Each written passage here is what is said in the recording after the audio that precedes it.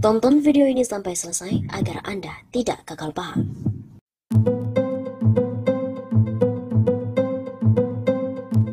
Sobat Animasi apa, kembali lagi bersama dengan kami untuk mengulas fakta-fakta perpolitikan dan juga informasi terkini di tanah air. Kenapa Pak Jokowi sering kali ingkar janji? Profesor Singapura menyebutkan penyebabnya. Apakah itu? Pendanaan pembangunan ibu kota negara atau IKN dipastikan bersumber dari anggaran pendapatan dan belanja negara atau APBN dan juga sumber lain yang sah. Hal tersebut tercantum dalam Peraturan Pemerintah Nomor 17 Tahun 2022 tentang pendanaan dan pengelolaan anggaran untuk persiapan pembangunan dan pemindahan ibu kota negara serta penyelenggaraan pemerintah daerah khusus ibu kota Nusantara.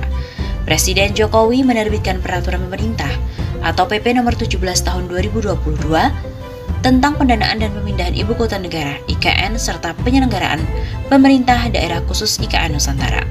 Dalam sebuah salinan yang diterima oleh redaksi CNBC Indonesia pada Kamis 5 Mei, pemerintah menyebutkan bahwa dana pembangunan IKN bersumber dari APBN dan sumber penerimaan lainnya yang sah sesuai peraturan perundang-undangan.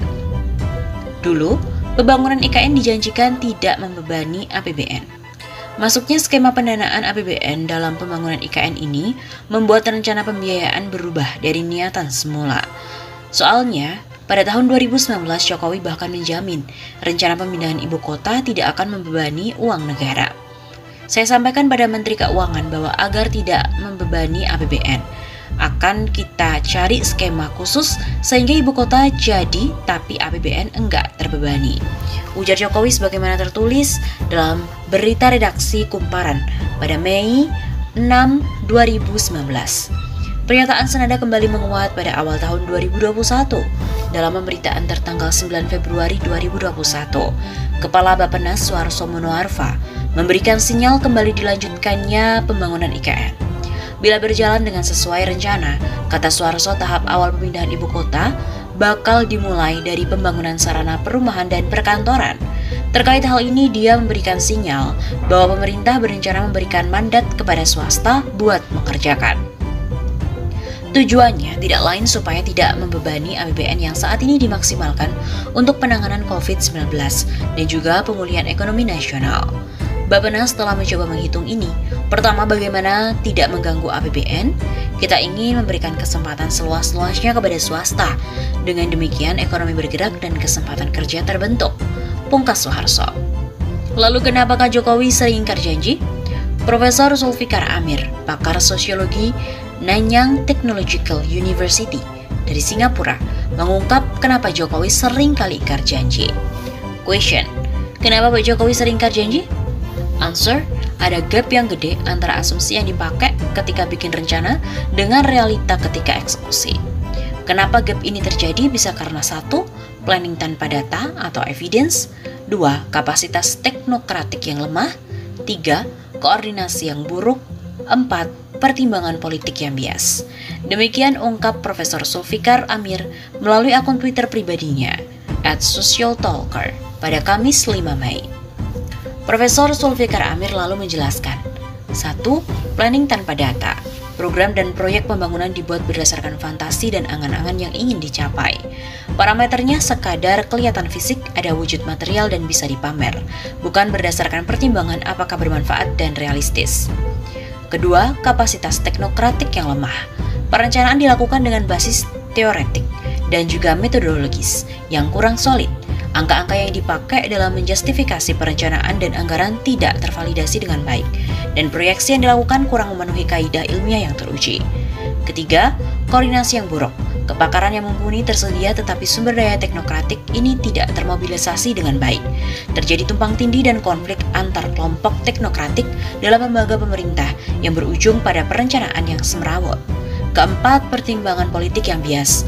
Kalau ini mah udah jelas, contohnya banyak, salah satunya skandal Big Data 110 juta.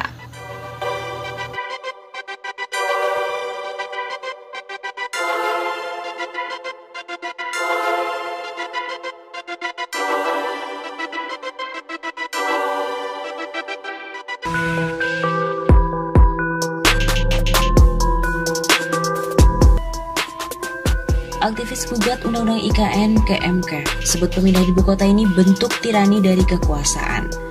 Suara lantang mantan Ketua Umum PP Muhammadiyah Din Syamsuddin menggelegar singgung soal aset negara di Jakarta. Pasalnya, ibu kota negara Jakarta yang sudah ditetapkan pindah di Kalimantan Timur itu bernama Nusantara. Menurut Din Syamsuddin, tidak ada urgensi dalam pemindahan ibu kota negara ke Penajam Pasar Utara, Kalimantan Timur.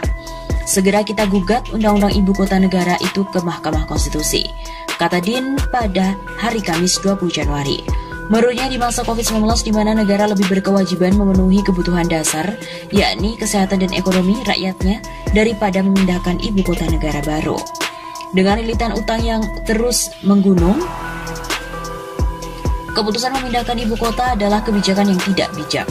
Din Syamsuddin juga sangat menyesalkan jika demi keputusan memindahkan ibu kota hingga menjual aset negara di Jakarta. Lebih dari itu, deklarator Koalisi Aksi Menyelamatkan Indonesia atau KAMI itu juga mengkhawatirkan kondisi lingkungan hidup yang terancam merusak demi keuntungan kaum oligarki. Pemindahan ibu kota negara adalah bentuk tirani kekuasaan yang harus ditolak. Begitu ucap Din Syamsuddin. Mantan Ketua PP Muhammadiyah, Profesor Din Syamsuddin akan melakukan langkah nyata dalam menolak pemindahan ibu kota, yakni dengan mengajukan gugatan Undang-Undang Ibu Kota Negara ke Mahkamah Konstitusi. Din Syamsuddin menilai pemindahan IKN di masa pandemi tidak memiliki urgensi apapun. Merespon upaya hukum yang dilakukan Din Syamsuddin direspon oleh pengamat hukum Universitas Al-Azhar Indonesia, Suparji Ahmad. Menurut Suparji, apa yang dilakukan mantan Ketua Dewan Pertimbangan MUI itu adalah hal yang biasa dalam negara demokratis. Kata Suparji, siapapun yang merasa dirugikan bisa menyalurkan hak konstitusionalnya melalui Mahkamah Konstitusi. Pihak yang merasa dirugikan hak konstitusionalnya atas suatu undang-undang pada dasarnya dapat menguji konstitusionalitas undang-undang itu kepada MK. Demikian kata Suparji. Dijelaskan Suparji, dengan digugat ke MK, Undang-Undang IKN dapat diuji dari aspek formil maupun material. Melalui MK akan diuji pada aspek formil dan material dari undang-undang itu, termasuk juga akan diuji bukti kerugian konstitusional daripada pemohon. Begitu pungkasnya.